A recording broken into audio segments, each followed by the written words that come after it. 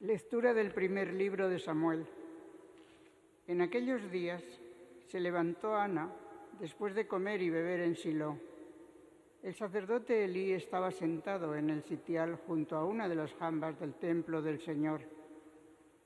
Ella se puso a implorar al Señor con el ánimo amargado y lloró copiosamente e hizo este voto: Señor del universo, si miras la aflicción de tu sierva y te acuerdas de mí y no olvidas a tu sierva y concedes a tu sierva un retoño varón, lo ofreceré al Señor por todos los días de su vida y la navaja no pasará por su cabeza. Mientras insistía implorando ante el Señor, Elí observaba su boca.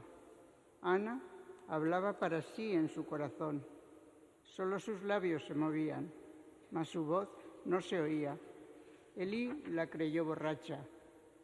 Entonces le dijo: ¿Hasta cuándo vas a seguir borracha? Echa el vino que llevas dentro. Pero Ana tomó la palabra y respondió: No, mi señor, yo soy una mujer de espíritu tenaz. No he bebido vino ni licor, solo desahogaba mi alma ante el Señor. No trates a tu sierva como a una perdida, pues he hablado así por mi gran congoja y aflicción. Elí le dijo: Vete en paz y que el Dios de Israel te conceda el favor que le has pedido. Ella respondió: Que tu sierva encuentre gracia a tus ojos. Luego la mujer emprendió su camino, comió y su semblante no fue ya el mismo. Se levantaron de madrugada y se postraron ante el Señor. Después se volvieron y llegaron a su casa de Ramá. Elcaná se unió a Ana, su mujer, y el Señor se acordó de ella. Al cabo de los días, Ana concibió y dio a luz un hijo, al que puso por nombre Samuel, diciendo: Se lo pedí al Señor. Palabra de Dios. Te alabamos, Señor. Mi corazón se regocija en el Señor, mi Salvador. Mi corazón se regocija en el Señor, mi Salvador. Mi corazón se regocija en el Señor. Mi poder se exalta por Dios. Mi boca se ríe de mis enemigos, porque gozo con tu salvación. Mi corazón se regocija en el Señor, mi Salvador. Se rompen los arcos de los valientes, mientras los cobardes se ciñen de valor. Los hartos se contratan por el pan, mientras los hambrientos engordan. La mujer estéril da a luz 7 hijos, mientras la madre de muchos queda baldía. Mi corazón se regocija en el Señor, mi Salvador. El Señor da la muerte y la vida, hunde en el abismo y levanta, da la pobreza y la riqueza, humilla y enaltece. Mi corazón se regocija en el Señor, mi Salvador. Él levanta del polvo al desvalido, alza de la basura al pobre, para hacer que se siente entre príncipes y que herede un trono de gloria. Mi corazón se regocija en el Señor, mi Salvador. Aleluya, aleluya, aleluya. Acoged la palabra de Dios, no como palabra humana, sino cual es en verdad como palabra de Dios. Aleluya, aleluya, aleluya.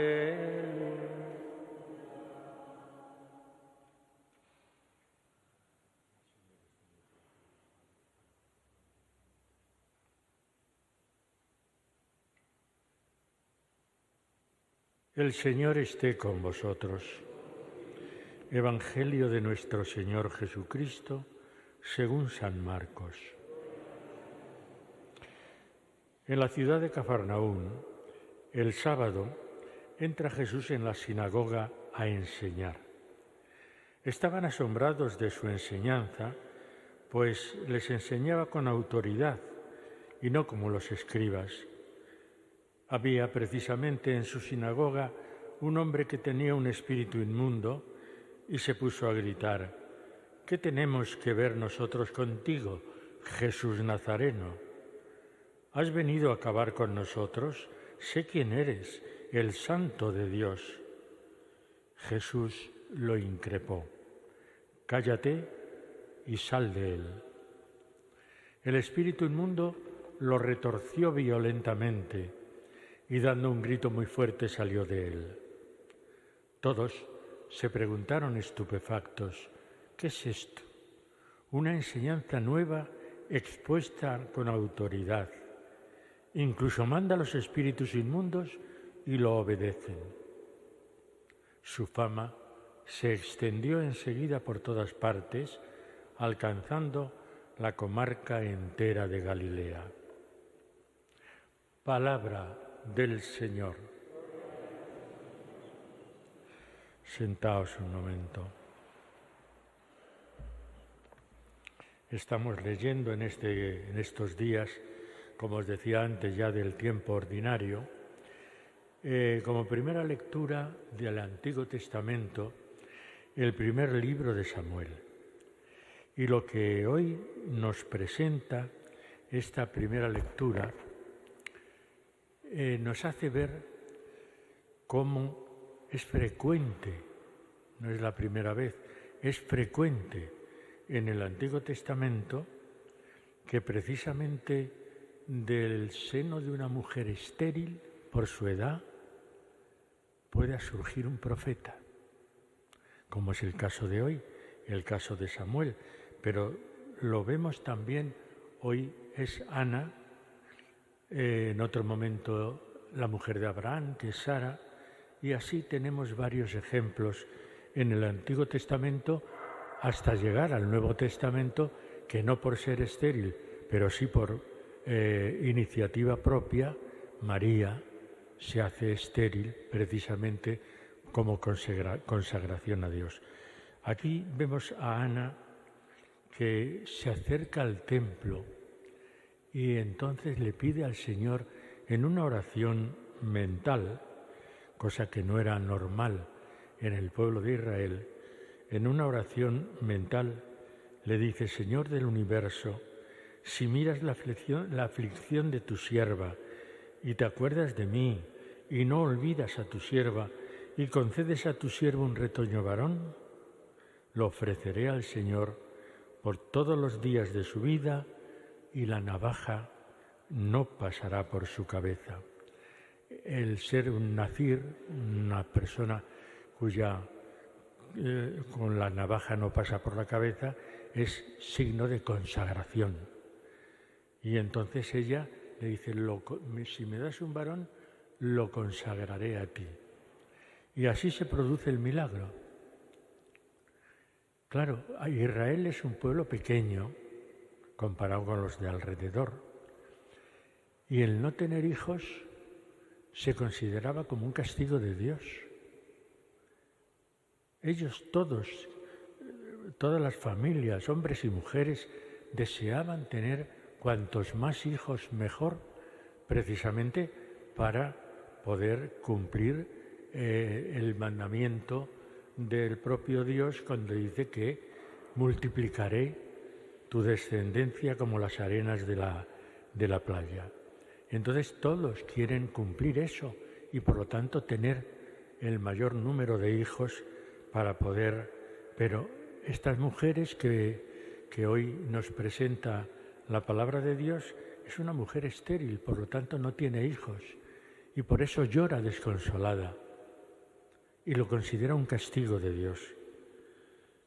Y entonces es el sacerdote Elías el que observaba a la mujer, pero como no oía la voz, dice, pensó que estaba borracha. Por eso os decía hace un momento que era una oración mental. Movía los labios, pero no se le oía, y no era lo normal en los tiempos aquellos en Israel. Era siempre la oración, tenía que ser bien escuchada, bien oída, y que todo el mundo fuera consciente de ello. Y entonces, cuando le dice esto, dice, no, mi Señor, como dice, yo no estoy borracha, soy una mujer de espíritu tenaz, no he bebido vino ni licor, sino que desahogaba mi alma ante el Señor. Y entonces es el propio Elí el que le dice, vete en paz y que el Dios de Israel te conceda lo que has pedido. Y así vemos que efectivamente Ana queda embarazada, el Señor se acordó de ella, concibió y dio a luz un hijo al que puso por nombre Samuel. Bueno, pues esto lo estamos viendo frecuentemente en la palabra de Dios, en la Escritura, que Dios se fija precisamente en las personas poco válidas, poco, poco presentables ante Dios, y se fija en ellas, se fija en la persona que verdaderamente necesita el amparo de Dios. Y así le hace cumplir el motivo de su oración, tener un hijo varón. Bueno, pues esto lo vemos con frecuencia y nos hace pensar también cómo el Señor Dios se fija en el pobre, en el desvalido, en aquella persona que reconoce que sin la ayuda de Dios no es nada ni nadie y que necesita esa ayuda de Dios para cumplir la voluntad. Eso lo vemos en la primera lectura de hoy. Pero si nos vamos al Evangelio, vemos también cómo Jesús, en su ciudad más querida, que era Cafarnaún, va a la sinagoga a enseñar, nos dice San Marcos. Entra Jesús en la sinagoga a enseñar. Y cuando empieza a hablar, cuando empieza a enseñar, la gente queda un poco asombrada, diciendo, pero bueno, ¿cuál es la enseñanza de este hombre? Porque los escribas, los doctores de la ley, interpretaban la ley según lo que habían estudiado y según lo que les habían enseñado. Pero en el caso de Jesús no. En el caso de Jesús enseña porque les enseñaba con autoridad y no como los escribas.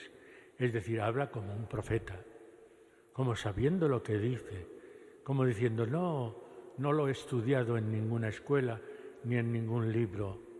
No, esto que yo os digo es porque de verdad lo siento y porque de verdad lo vivo. Y por eso la gente queda asombrada. Y a continuación nos relata San Marcos ese espíritu inmundo que incluso, si os dais cuenta, confiesa ese espíritu inmundo, confiesa que Jesús es el Santo de Dios. Sé quién eres, el Santo de Dios. Pero es que Jesús no viene a hacer caso y a tener los oídos atentos a la voz de los espíritus inmundos.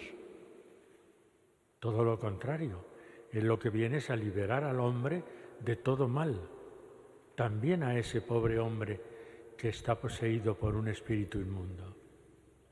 Y entonces también con la misma autoridad que estaba enseñando, de forma imperativa, increpa al espíritu inmundo y le dice, cállate y sal de él. Y entonces el espíritu revuelve al pobre hombre, pero sale de él, para asombro de toda la gente.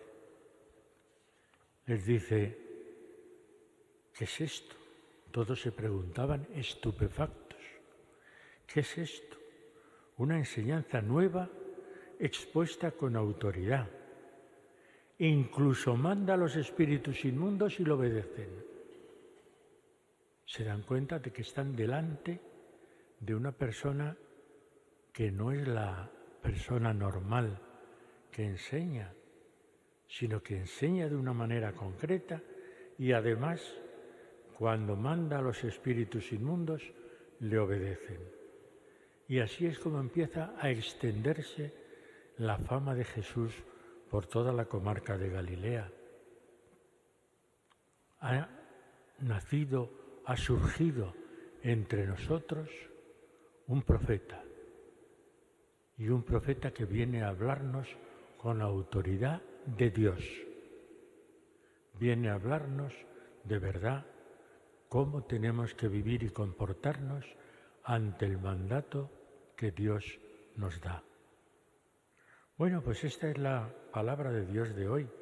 Por un lado, en la primera lectura vemos cómo Dios se fija en la persona más desvalida, a la persona más necesitada, a la persona que verdaderamente necesita la ayuda de Dios, y en el Evangelio nos vemos que ese Dios nos manda a Jesucristo, nos manda por obediencia además a Jesucristo para liberar al hombre de toda esclavitud.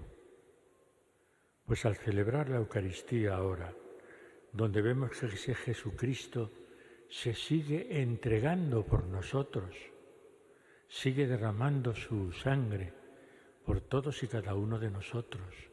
Celebramos en la Eucaristía, actualizamos en la Eucaristía la muerte y la resurrección de Jesús. Y Él nos pone o nos invita a vivir en la vida, en la calle, los valores del Evangelio. Pues vamos a dejar que su palabra penetre en nuestros corazones y a darle las gracias por el gran regalo que nos ha hecho Dios Padre en la figura de Jesucristo.